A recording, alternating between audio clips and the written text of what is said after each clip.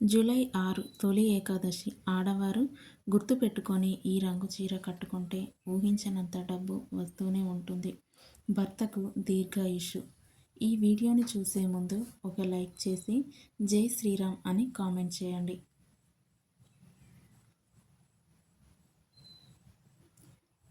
July 6వ తేదీన తొలి ఏకాదశి. ఇది ఆషాఢ శుక్ల పక్షంలో వస్తుంది. ఈ రోజు నుంచే శ్రీ మహావిష్ణువు క్షీరసాగరంలో యోగ నిద్రలోకి వెళ్తారు. అందుకే దీనికి దేవశయని ఏకాదశి అని పేరు. ఏకాదశి రోజున శ్రీ మహావిష్ణువును భక్తి శ్రద్ధలతో పూజించడం వల్ల ఇంట్లో సానుకూల శక్తి పెరుగుతుంది. ఇది కుటుంబ సభ్యుల మధ్య సామరస్యాన్ని పెంచి అనవసర కలహాలు, అపార్థాలను తగ్గిస్తుంది. ఇంట్లో ప్రశాంతమైన, ఆనందకరమైన వాతావరణం నెలకొంటుంది. ఏకాదశి పూజ ద్వారా విష్ణువును ఆరాధించడం వల్ల లక్ష్మీదేవి అనుగ్రహం కూడా లభిస్తుంది. ఇది ఇంట్లో ధనవృద్ధి, ఐశ్వర్యం మరియు శ్రేయస్సును తీసుకొస్తుంది. ఆర్థిక ఇబ్బందులు తొలగిపోయి కుటుంబం సుభిక్షంగా ఉంటుంది. స్త్రీలు ఈరోజు ఈ రంగు దుస్తులు ధరిస్తే కుటుంబం అంతటికీ కూడా రాజయోగం పడుతుంది. పట్టిందల్లా బంగారం అవుతుంది. భర్త యొక్క సంపాదన కూడా పెరుగుతుంది. దీర్ఘ సుమంగళి యోగం సిద్ధిస్తుంది. ఏకాదశి వ్రతం పాటించే భార్య యొక్క భక్తి శక్తి భర్తకు కష్టకాలంలో ఒక రక్షణ కవచంలా నిలుస్తుంది అని, ఆపదల నుండి వారిని కాపాడుతుందని. ఏకాదశి ఉపవాసం మరియు పూజ చేయడం వల్ల భర్తకు దీర్ఘాయుషు మరియు మంచి ఆరోగ్యం చేకూరుతుంది. మీ కష్టాలు, బాధలు, సమస్యలు అన్నీ కూడా పోతాయి. ధన ద్వారాలు తెరుచుకుంటాయి. ధనం రావడం ప్రారంభమవుతుంది. ధనయోగం కూడా కలుగుతుంది. మీరు సంతోషంగా జీవించగలుగుతారు.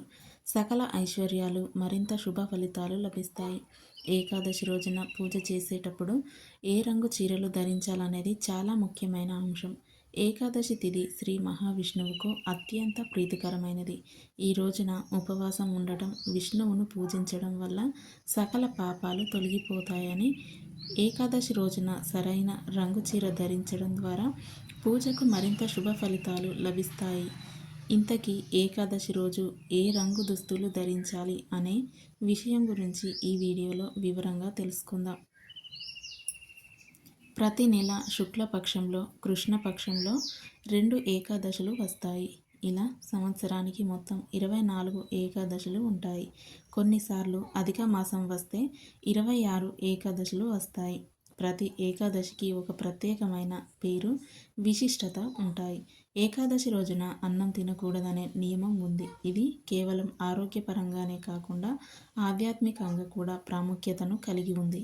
ఈ రోజున సూర్యోదయానికి ముందే నిద్రలేచి గంగా జలం లేదా ఇతర పుణ్య నదుల జలాన్ని నీటిలో కలుపుకొని స్నానమాచరించాలి.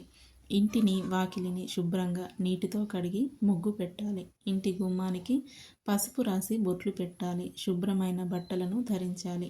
ఈ రోజున ఒక పీటపై పసుపు వస్త్రం పరిచి దానిపై శ్రీ మహావిష్ణువు, లక్ష్మీదేవి చిత్రపటాలు లేదా విగ్రహాలను ప్రతిష్ఠించాలి. పసుపు పట్టు వస్త్రాలు విష్ణువుకు సమర్పించడం సర్వశ్రేష్టం. విష్ణుమూర్తి సాలగ్రామ శిల ఉంటే దాన్ని కూడా పూజలో ఉంచవచ్చు. మహావిష్ణువు చిత్రపటానికి గంధం రాసి కుంకుమ బొట్లు పెట్టాలి.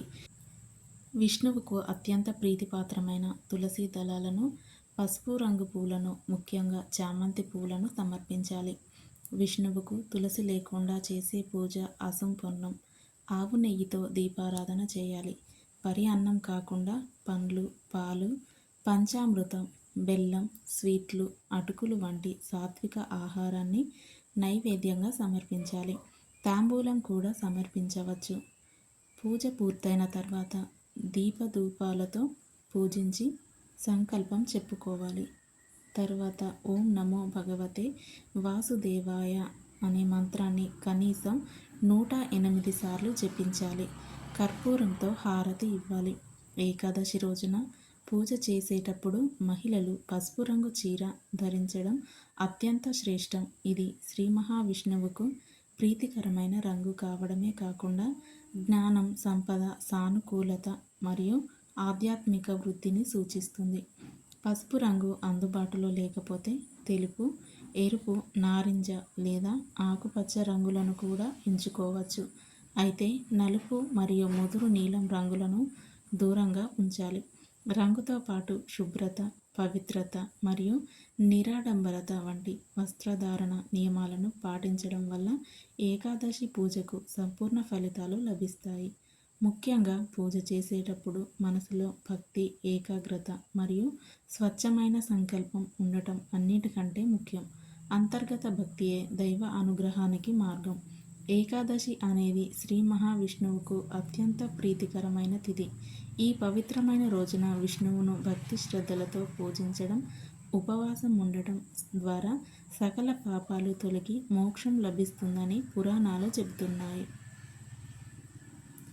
ఏకాదశి వ్రతం కేవలం ఉపవాసం ఉండటం మాత్రమే కాదు, నియమబద్ధమైన పూజా విధానాన్ని, ఆచారాలను పాటించడం ద్వారానే సంపూర్ణ ఫలితాన్ని ఇస్తుంది.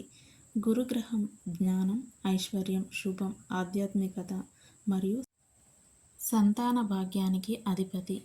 ఏకాదశి పూజ ద్వారా ఈ ఫలితాలను ఆశించేవారు పసుపు రంగు ధరించడం వల్ల గురు అనుగ్రహం లభిస్తుంది.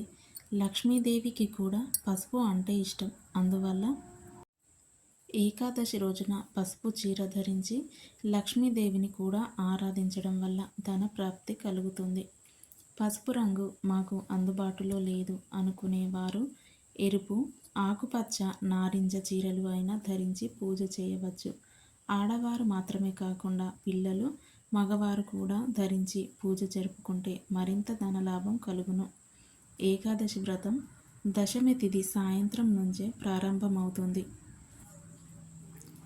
ఈ రోజు నుంచే శారీరక, మానసిక శుద్ధిని పాటించడం అవసరం. దశమి రోజు సాయంత్రం వేళ సూర్యాస్తమయం లోపల వరి అన్నం తినకూడదు. ఉల్లి, వెల్లుల్లి, శనగపప్పు, పప్పు దినుసులు, వంకాయ, జామపండు, చింతపండు, ఆకుకూరలు వంటివి తినకూడదు. మాంసాహారం, మద్యం సేవించడం పూర్తిగా నిషేధం. దశమి, ఏకాదశి, ద్వాదశి ఈ 3 రోజులు సంయమనం పాటిస్తూ బ్రహ్మచర్యాన్ని ఆచరించాలి. మాంసాహారం, మద్యం సేవించడం పూర్తిగా నిషేధం. దశమి నాడు రాత్రిపూట కేవలం ఒకసారి మాత్రమే భోజనం చేయాలి. అది కూడా తేలికపాటి సాత్విక ఆహారం తీసుకోవాలి. ఏకాదశి రోజు రాత్రిపూట జాగరణ చేయడం చాలా ముఖ్యం. ఈ రోజున అసత్యాలు పలకడం, ఇతరులను విమర్శించడం, నిందించడం వంటివి చేయకూడదు. ఏకాదశి వ్రతం ద్వాదశి నాడు ఉపవాస విరమణతో ముగుస్తుంది. ఈరోజు నియమాలను కూడా సరిగ్గా పాటించాలి. ఉదయం కూడా స్నానం చేసి శుచిగా ఉండాలి. విష్ణువును తిరిగి పూజించి ధూపదీప నైవేద్యాలు సమర్పించాలి. ముందుగా తులసి దళాలు వేసిన నీరు స్వీకరించాలి. వారి శక్తికి తగినట్లు దాన ధర్మాలు, వస్త్రాలు, ధనం, తినుబండారాలు సమర్పించాలి. ద్వాదశి రోజున ఉపవాస విరమణకు ఒక నిర్ణీత సమయం ఉంటుంది. పంచాంగం చూసి ఆ శుభ సమయంలోనే ఉపవాసం విరమించాలి. నిర్ణీత సమయం దాటిన తర్వాత ఉపవాసం విరమిస్తే సంపూర్ణ ఫలితం దక్కదని నమ్మకం. ముందుగా ఉసిరికాయ లేదా తులసి దళంతో కూడిన నీటిని స్వీకరించి ఆ తర్వాతే సాత్విక ఆహారం, వరి అన్నం తీసుకోవచ్చు. ఏకాదశి వ్రతం కేవలం ఆధ్యాత్మిక ప్రయోజనాలను మాత్రమే కాకుండా శారీరక మరియు మానసిక ఆరోగ్యానికి కూడా ఎంతో మేలు చేస్తుంది. ఏకాదశి రోజున ఉపవాసం ఉండటం వల్ల జీర్ణ వ్యవస్థకు విశ్రాంతి లభిస్తుంది. ఇది శరీరంలోని విష పదార్థాలను బయటకు పంపించి జీర్ణక్రియను మెరుగుపరుస్తుంది.